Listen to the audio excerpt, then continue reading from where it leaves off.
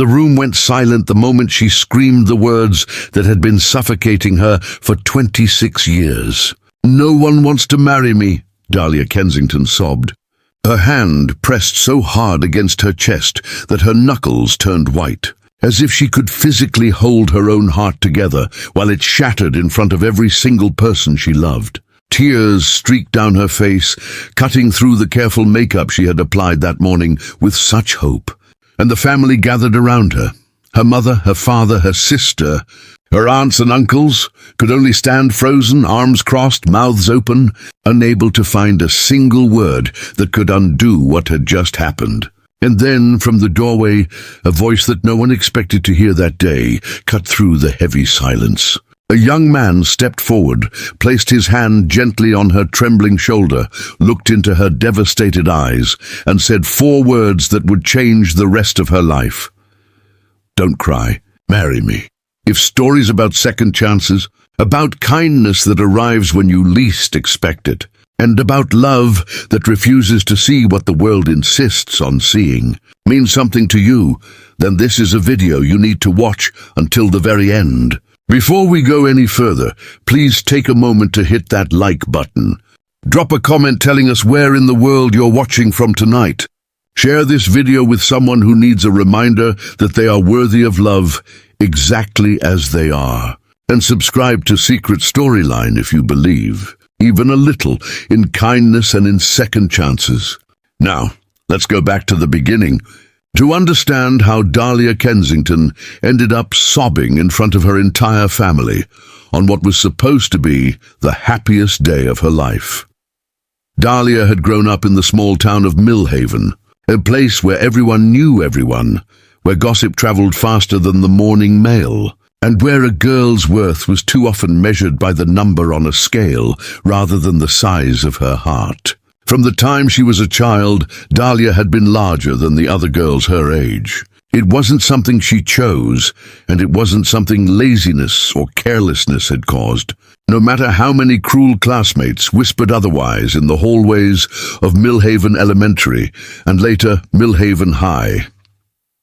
Dahlia's body simply held on to weight the way some people hold on to grudges. Stubbornly, painfully, and despite every effort to let go. She had tried diets that left her dizzy and exhausted. She had tried exercise routines that left her joints aching.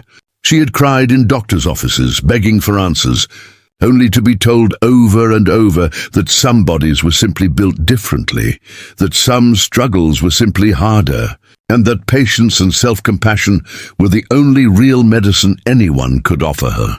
But patience and self-compassion are difficult virtues to practice in a world that constantly reminds you, in ways both loud and quiet, that you do not measure up. Her mother, Rosalind Kensington, loved her fiercely, but love and worry often tangled together in Rosalind's chest until she could not tell the difference between the two. Rosalind had spent years pushing Dahlia toward new diets, new doctors, new miracle cures she had read about in magazines at the hair salon, not because she was ashamed of her daughter, but because she was terrified for her. Terrified that Dahlia would spend her whole life alone.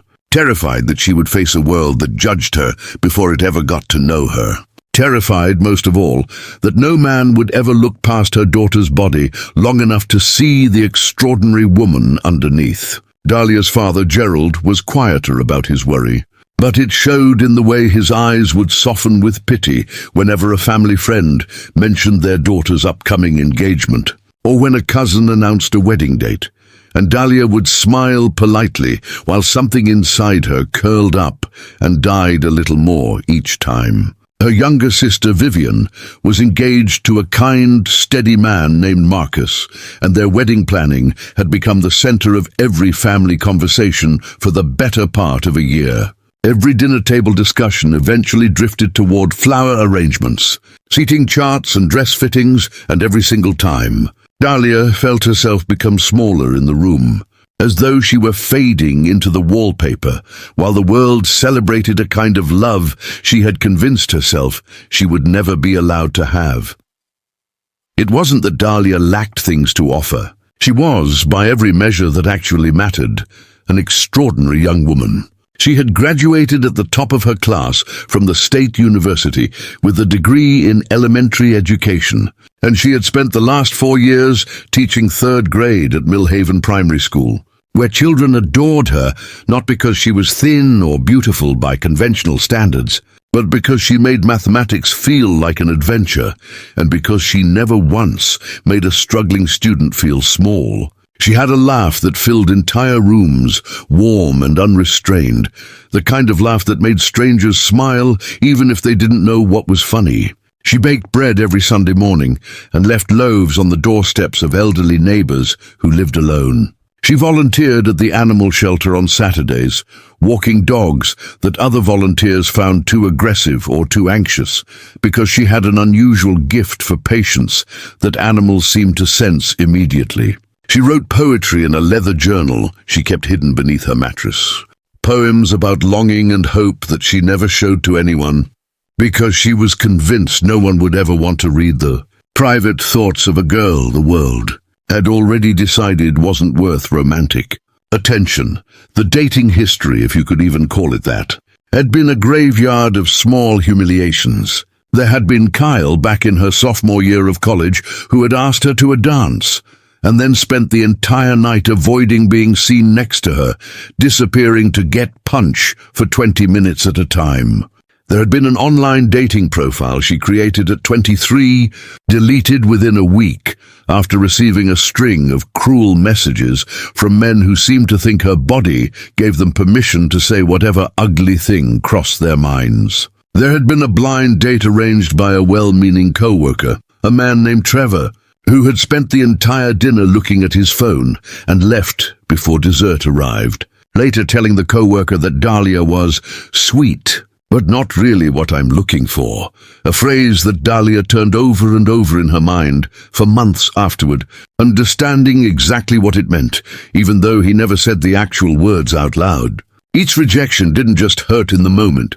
Each one added another brick to a wall Dahlia was building around her own heart. A wall meant to protect her from ever feeling that particular kind of pain again, even if it meant sealing herself off from the possibility of ever feeling love at all. By the time Vivian's wedding planning was in full swing, Dahlia had quietly resigned herself to a different kind of future.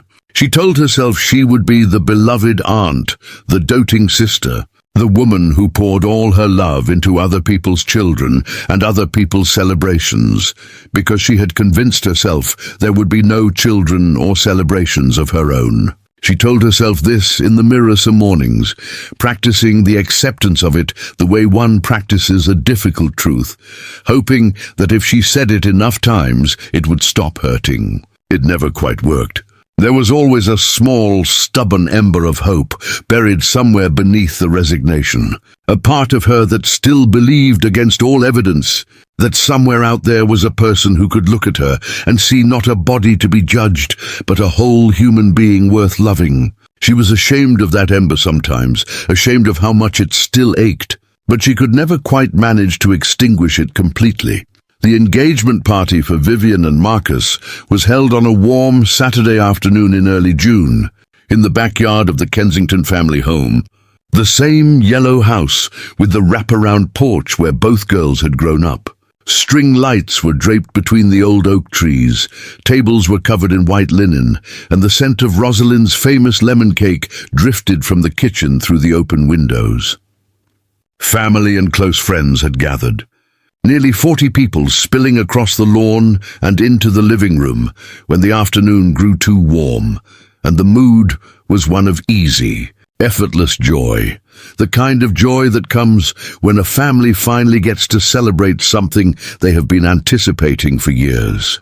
Dahlia had helped set up the entire party herself, arranging centerpieces of white hydrangeas, testing the sound system for the toasts, making sure her sister's future mother-in-law had a comfortable chair in the shade.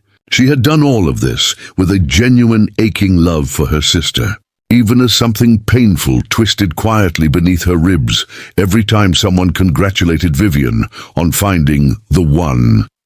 Every time an aunt patted Dahlia's hand and said, in a voice meant to be comforting, "Don't worry, dear, Your turn will come, as though her turn were a bus perpetually delayed at a station only other people could see.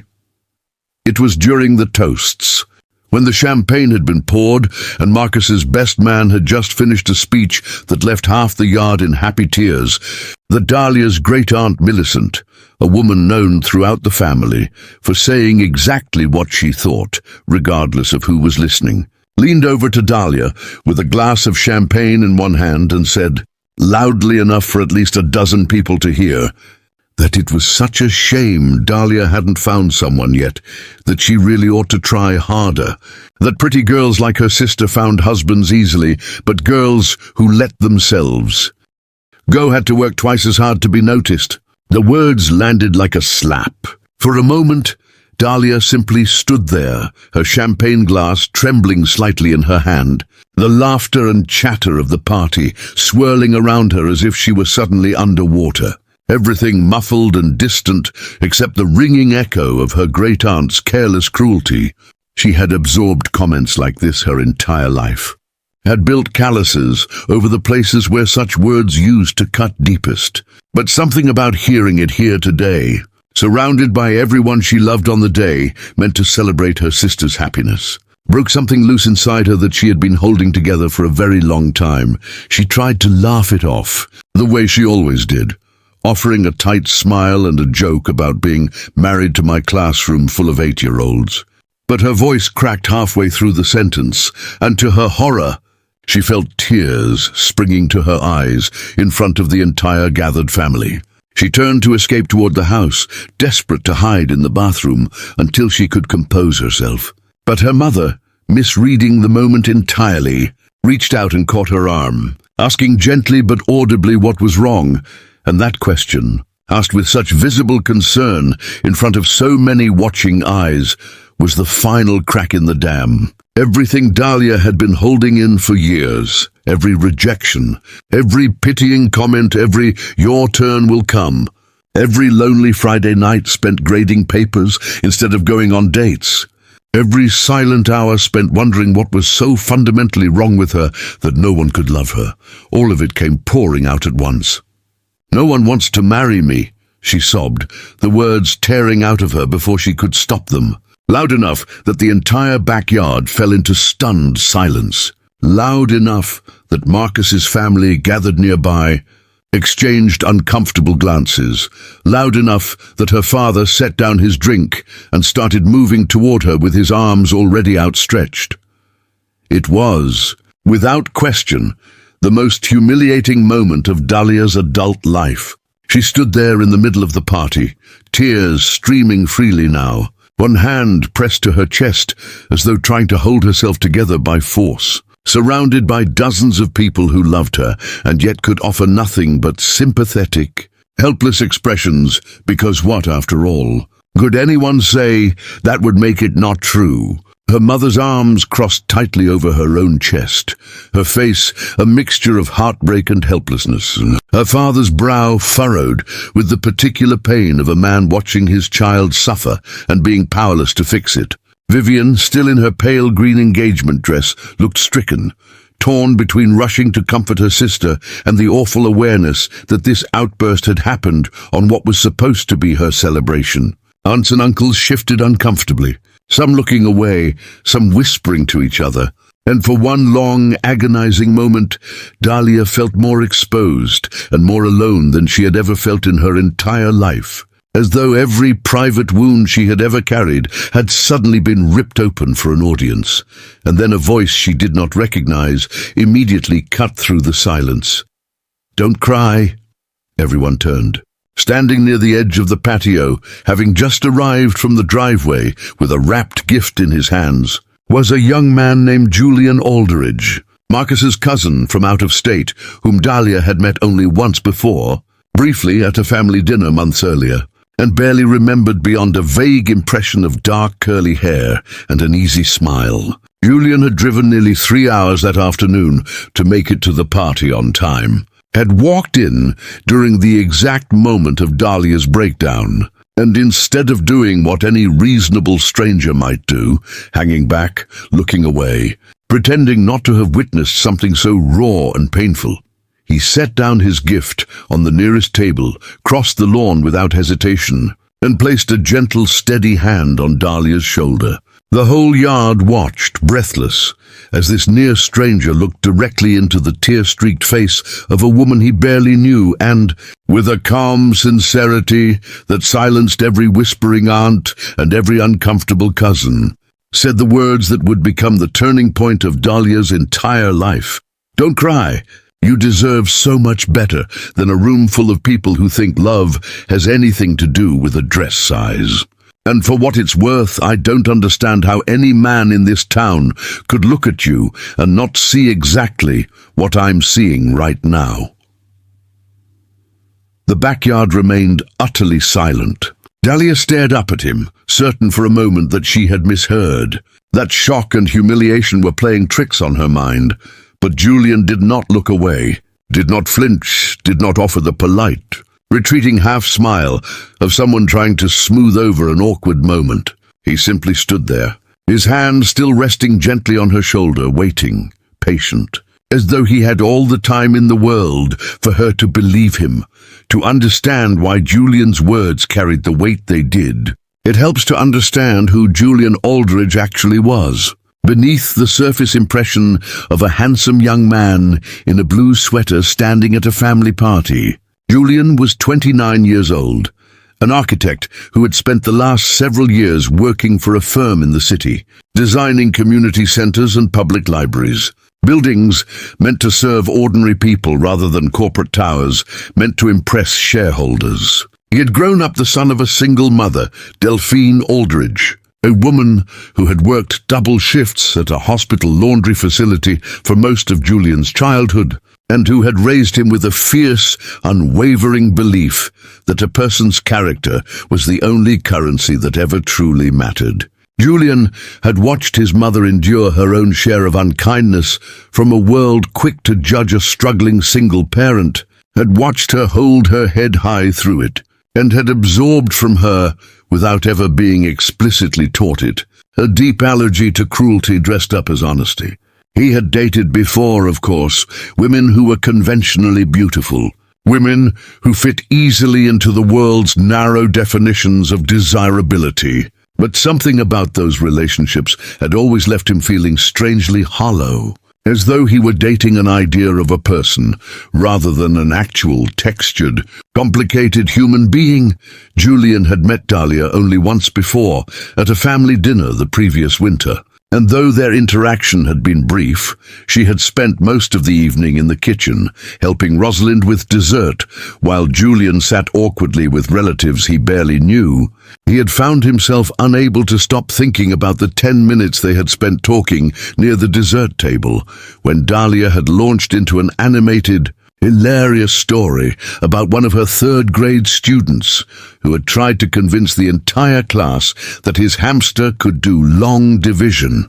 Julian had laughed harder that night than he had in months, and he had noticed, with a kind of quiet surprise, the way Dahlia's whole face transformed when she talked about her students, the genuine warmth radiating from her, the sharp, dry wit hiding beneath her nervous, self-deprecating jokes. He had thought about her more than once in the months since, had even asked Marcus a few careful questions about her, though he told himself it was simple curiosity and nothing more. When he received the invitation to Marcus and Vivian's engagement party, some part of him, one he hadn't fully examined, had felt a flicker of anticipation at the thought of seeing her again. He had not expected to walk into the middle of her breaking point, but rather than feeling awkward or wishing he had arrived 5 minutes later, Julian felt something else entirely, a sharp, protective anger on Dahlia's behalf, directed at every person in that yard who had, through years of careless comments and quiet pity, convinced this remarkable woman that she was somehow undeserving of love. And beneath that anger was something gentler, something that had been quietly building in him since that dessert table conversation months earlier, a certainty that crystallized in that single frozen moment. He did not want to watch her cry. He wanted, more than he could easily explain even to himself, to be the reason she never had to feel this small again. What happened next unfolded slowly, awkwardly, the way real moments of transformation almost always do, without the neat cinematic timing of movies. Dahlia, mortified beyond words, did not fall gratefully into Julian's arms or offer some perfectly composed response. Instead, she pulled back from his hand, wiped furiously at her face, and mumbled something about needing to check on the cake before fleeing into the house entirely, leaving Julian standing there in front of a yard full of stunned relatives, and leaving her mother rushing after her while the party slowly, uncomfortably, tried to resume some semblance of normalcy.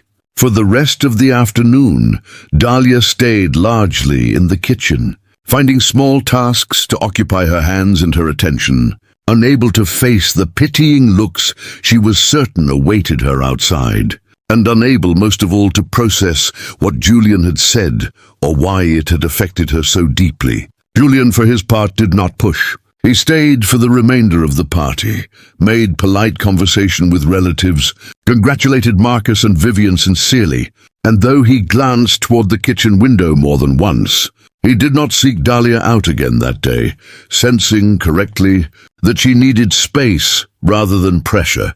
It would have been easy at that point for the story to end there.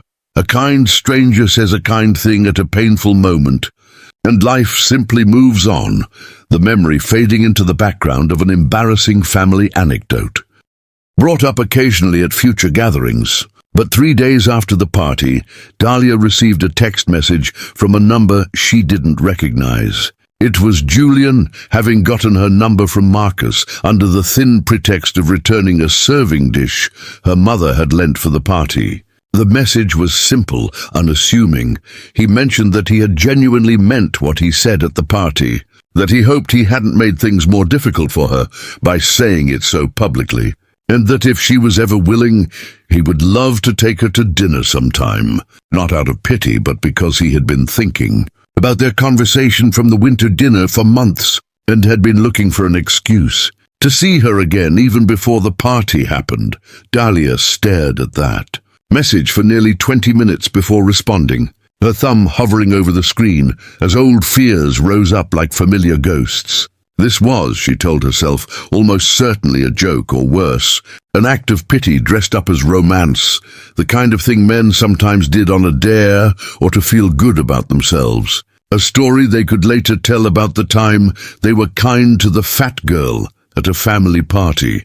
She nearly deleted the message without responding. But that stubborn ember of hope, the one she had never quite managed to extinguish despite years of trying, flickered just enough to make her type back a cautious, guarded reply, agreeing to dinner but making clear, in a slightly defensive tone, that she wasn't interested in being anyone's charity project. Julian's response, when it came, was neither defensive nor wounded. He simply wrote back that he understood why she'd feel that way given everything she'd probably been through, that he had no interest in charity, and that if she gave him even one dinner, he was confident he could prove it. There was something in the steadiness of that reply, the complete absence of the wounded ego so many men displayed when a woman expressed even mild doubt, that made Dahlia's guarded heart loosen just slightly. Their first real date took place at a small Italian restaurant on the edge of town, a place with candlelit tables and a menu Dahlia had always wanted to try, but had never quite worked up the courage to visit alone. She arrived 15 minutes early, sat in her car in the parking lot for 10 of those minutes, rehearsing excuses to cancel, convincing herself that Julian would take one look at her walking through the restaurant door and quietly regret the entire idea. But when she finally walked in, Julian was already there, standing to greet her with a warmth in his eyes that held no trace of the polite disappointment she had braced herself for. He pulled out her chair. He asked about her students, remembering, to her surprise, the specific hamster story from months before. He asked about her poetry, having somehow remembered an offhand comment she'd made at the winter dinner about writing in her spare time, and when she admitted, blushing furiously, that she kept a private journal she'd never shown anyone, he didn't push her to share it, simply told her that he hoped one day she'd trust him enough to let him read even a single line. over the following weeks. Their dinners became a regular occurrence, then a weekly certainty, then something Dahlia found herself looking forward to with an intensity that frightened her. Julian took her to the community center he had helped design, walking her through the building with an obvious pride, showing her the reading nook he had specifically shaped to catch the afternoon light because he'd noticed, during a site visit, an elderly man who liked to read there in the mornings. He listened, really listened, when she talked about the students in her classroom who were struggling at home, remembering their names, asking follow-up questions weeks later about how they were doing. He never once commented on what she ordered at restaurants, never suggested she try a salad instead of pasta, never made the small, coded comments about portion sizes that other men in her past had considered helpful concern. When she mentioned in a moment of vulnerability one evening the diets she'd tried and the doctors she'd seen and the years of feeling like her own body was a battlefield she could never win, Julian simply took her hand across the table and told her that her body was not a problem to be solved, that it never had been, and that anyone who made her feel otherwise had been failing to see her. Not the other way around. It wasn't that Julian was perfect, or that Dahlia's fears vanished overnight. There were moments of doubt that crept back in, particularly whenever they went out in public together, and Dahlia caught the occasional stranger's glance flicking between them with poorly disguised surprise, as though the pairing of a handsome, conventionally attractive man with a plus-size woman required some kind of explanation. There was an evening, about 2 months into their relationship, when Dahlia overheard a woman at a nearby table murmur something to her companion about Julian settling, and Dahlia had excused herself to the restroom and cried, quietly for several minutes before splashing water on her face and forcing herself to return to the table, unwilling to let one cruel stranger's whisper unravel everything she had slowly begun to believe. When she finally told Julian what had happened, he didn't dismiss her feelings or tell her she was overreacting. Instead, he simply asked her to describe exactly what she was feeling, listened without interrupting, and then told her, with quiet conviction, that he had built his entire career designing spaces meant to serve people the world often overlooked, and that if there was one thing his mother had taught him, it was that the opinions of strangers who knew nothing about your life were the least valuable currency in the world, not worth spending a single tear on. He said he was not settling for anything. He said, in fact, that he felt like the luckiest man in Millhaven every single time she agreed to see him again, because somewhere out there was a version of the world where a woman as extraordinary as Dahlia Kensington might never have given him a chance at all. Rosalind Kensington. Dahlia's mother watched this unfolding relationship with a complicated mixture of hope and lingering fear. She had spent so many years bracing herself and her daughter for disappointment that she found it difficult, at first, to trust what she was seeing. She worried quietly that Julian's attentiveness was temporary, a passing infatuation that would fade once the initial charm wore off. And she worried too about how devastating it would be for Dahlia if this relationship ended the way so many others had, this time from a much greater height of hope. It was only after watching Julian at a Sunday family dinner, several months into the relationship, patiently helping Dahlia's father Gerald fix a stubborn leak under the kitchen sink without being asked, laughing genuinely at Gerald's terrible jokes, and later, when he thought no one was watching, quietly refilling Dahlia's water glass and adjusting the thermostat because he'd noticed she got cold easily in that particular room. That Rosalind finally allowed herself to exhale, to believe cautiously that this young man's kindness was not a performance, but simply who he was. Vivian, for her part, had felt a complicated pang of guilt in the weeks following her own engagement party, replaying her sister's breakdown over and over, wondering if she had somehow contributed to Dahlia's pain by allowing the wedding planning to dominate every family conversation for so long. When Dahlia and Julian's relationship began to blossom,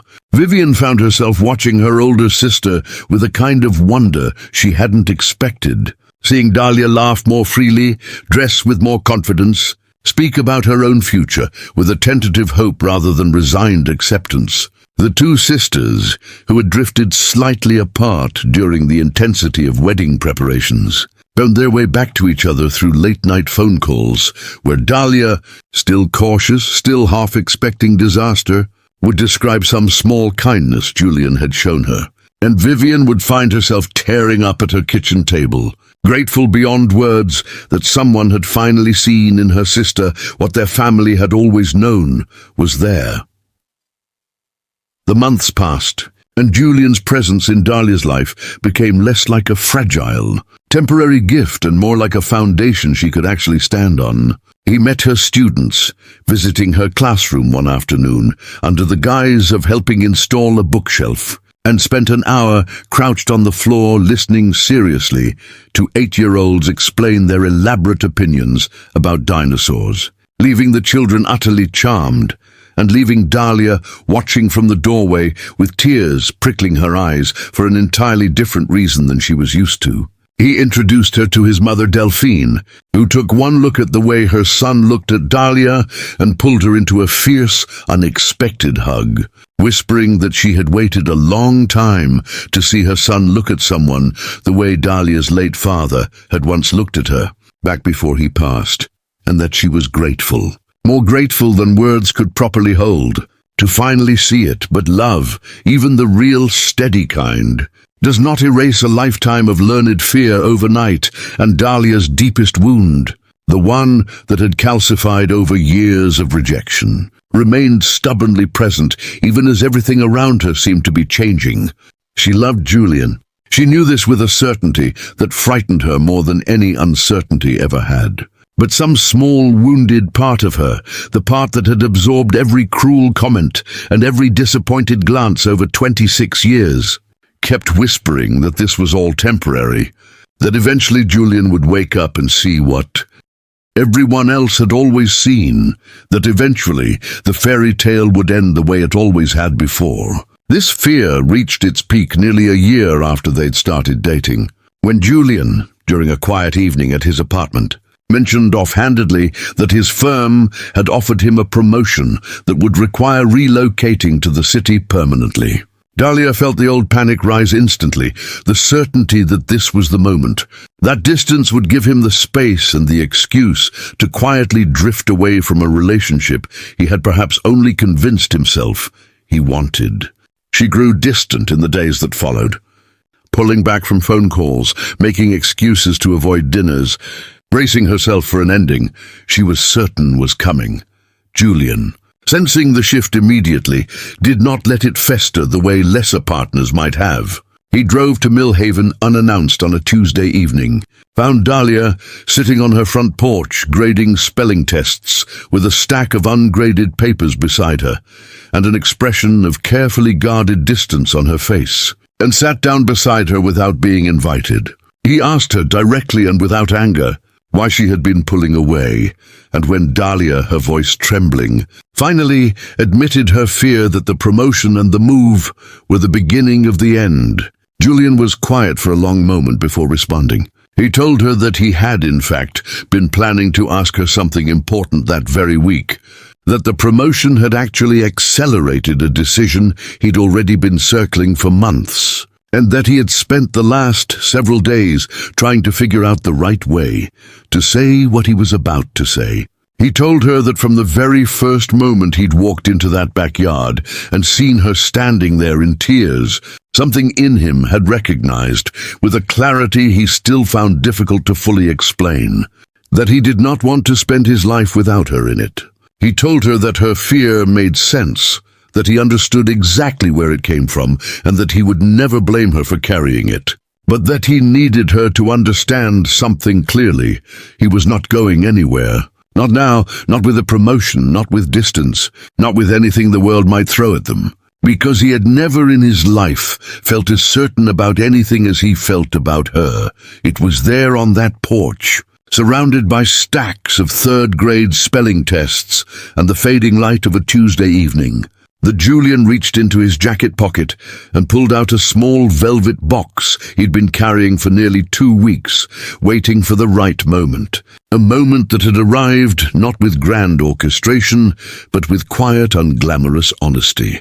He told Dahlia that he did not want her to spend one more day believing that her body determined her worth, that he did not want her to spend one more year bracing herself for an ending that was never going to come, and that he wanted, more than he had ever wanted anything, to spend the rest of his life proving to her, every single day, that he had chosen her, not despite anything but entirely because of everything she was. Dahlia, stunned into silence, could only stare at the ring, then at Julian's face, searching for some sign that this was a mistake, some flicker of hesitation, and finding none.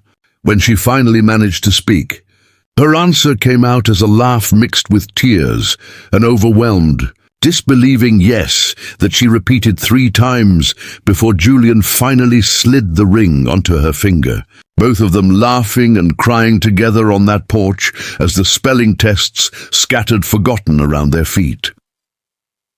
If this story has touched your heart even a little, if you believe that love should never be measured by a scale or a dress size, please take just a moment to like this video, leave a comment sharing what part of Dahlia's story moved you most, and share it with someone in your life who might need to hear tonight that they are worthy of love exactly as they are. These small actions mean more than you know, and they help stories like this one reach the people who need them most.